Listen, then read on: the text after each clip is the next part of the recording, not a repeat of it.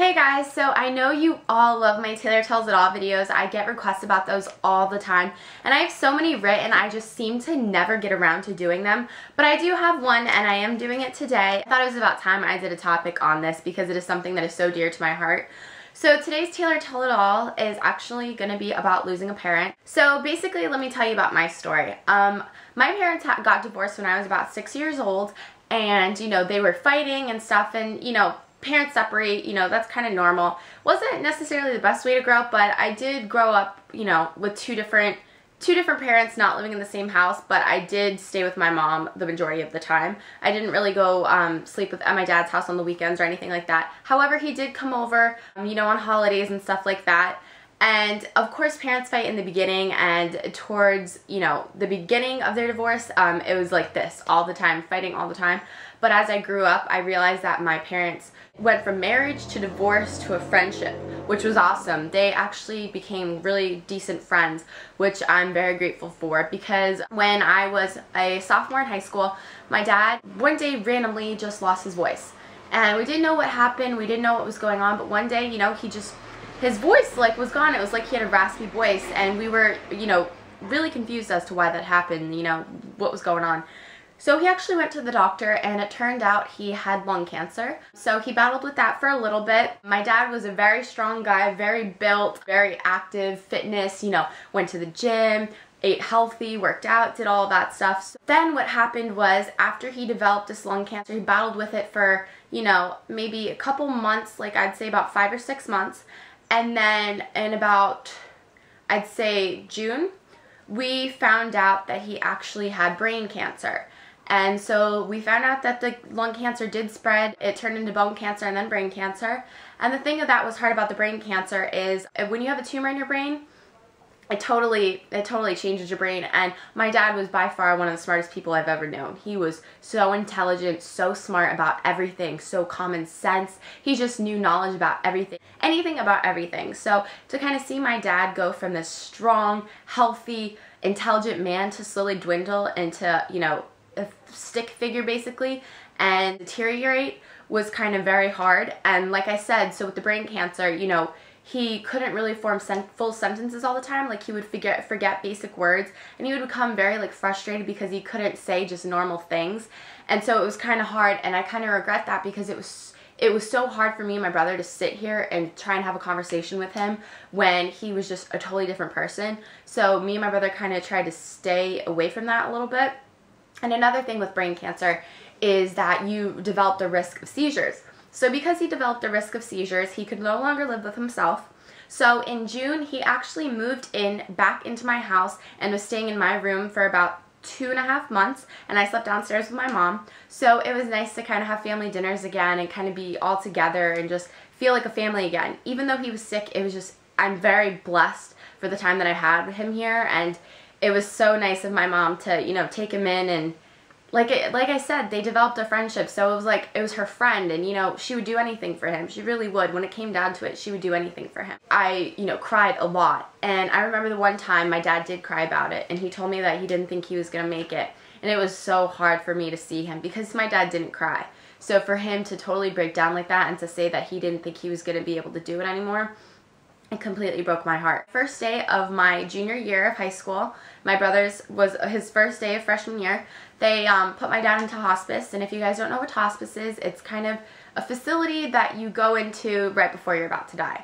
So they kind of just make you comfortable. There's nurses around all the time taking good care of you, but it's basically where you go before you're about to go to the other world. I never went into counseling after my dad died. I just recently started going counseling. Actually, I've been to 2 therapy sessions recently, but besides that, I never went to the counseling, and I kind of wish I did, because I find myself sometimes having very, very hard days. And that's the thing with losing a parent. It is, some days are easy and others are not. It's kind of random things. Sometimes you might be okay, and obviously I think about my dad every day, but some days are easier than others. And then just some days I'm just completely down, I'm completely depressed, and a little thing will set me off. And these little things could be like holidays. are triggers. That's what they call them. They're triggers that kind of trigger sad emotion. Holidays are definitely one of them.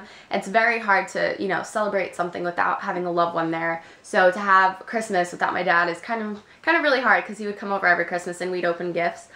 Songs trigger them too. Like that song "Live Like You Were Dying" by Tim McGraw has always been my #1 song. That is my favorite song, and partially because of my dad, that's one of the songs that triggers it for me.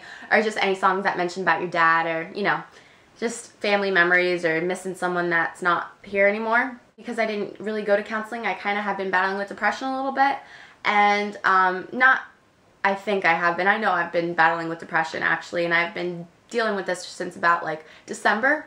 I've been battling with it, and just a side note, my dad's actually, it'll be 2 years since he passed away on August 27th, so it's still kind of new, but it feels like forever. Certain ways that I grieved were, you know, obviously having my friends there, but the thing is, with your friends, they could tell you, oh, you know, like, I'm sorry, you know, he's in a better place, blah, blah, blah, but it's still not the same, and it's still hard kind of to confide in people, and that's what I found sometimes when I'm upset. It's really, really, really hard to express to people how I'm feeling or what I'm feeling about my dad, because they've never been through it. They don't know what I'm going through, and they could say that they're sorry, but like, if you've never been in that situation, you can never put yourself in my shoes.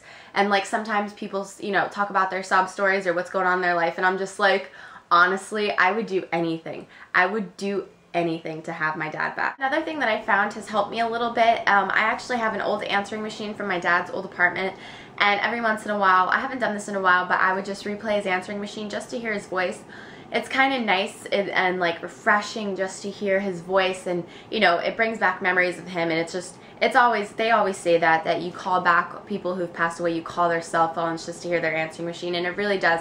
It touches a place in your heart just to hear their voice. And another thing is old videos. Like for me growing up, it's nice to see him in like film, you know, see him in action, and just to hear his voice, and to see him moving around, and just to see, like, when I was a baby, him holding me and stuff. It's a really comforting feeling. One of the main questions about losing a parent is, does it get better? And I honestly cannot answer this question for you, because in my personal opinion, it gets easier a little bit, but it doesn't fully get better. It will never be the same. I will never be the same person, and losing my dad has affected me greatly as a person.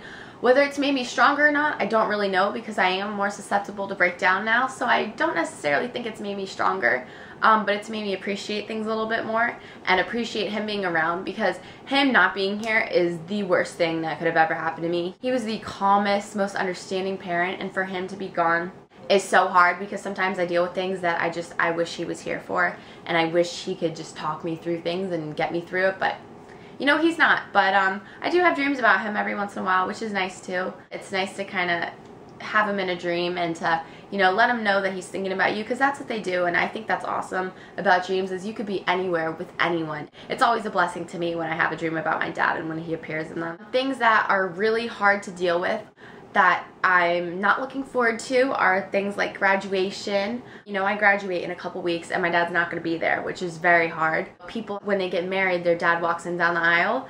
I guess my brother's going to have to be there for me, or like the father-daughter dance when they get married for the first time.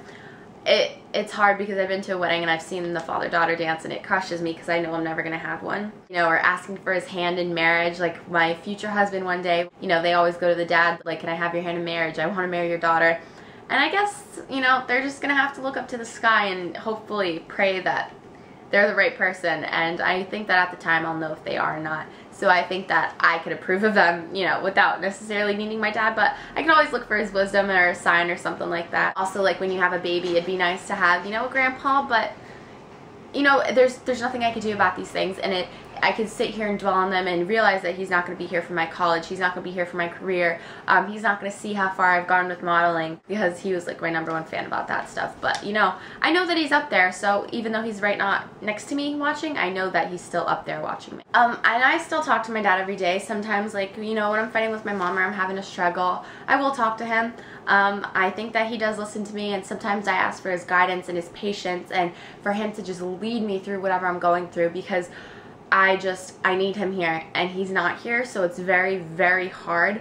But I do still talk to him because I think that he listens to me, and I know he watches down on me. I thought I was the only one, but I've seen recently a lot of kids my age, they've lost their parents, and I thought I was the only one. I thought I was the only one dealing with this, but there's actually more. So if you've lost a parent or someone close to you, feel free to contact me anytime.